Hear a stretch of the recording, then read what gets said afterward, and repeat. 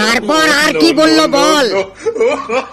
তারপর আমি মশাটাকে জিজ্ঞাসা করলাম, তোমরা আলাদা আলাদা কালারের হও কেন? কেউ কালো, কেউ সাদা, কেউ ডোরাকাটা, কেউ বাদামি।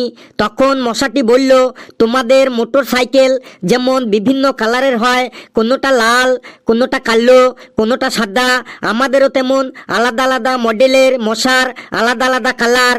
তারপর আমি মশাটাকে বললাম, তোমরা কামড়াতে এসে কামড়ে চলে যাবে, ওই কান্নের কাছে ঘ্যান ঘ্যান করে গান করো কেন?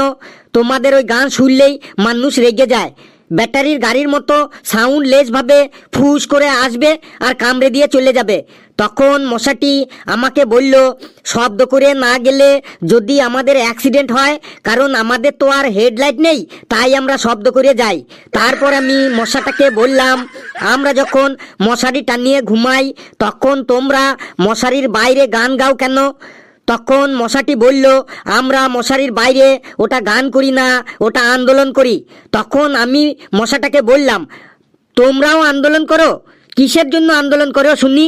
তখন মশাটি বলল, তোমরা যখন মশারি টানিয়ে ঘুমাও তখন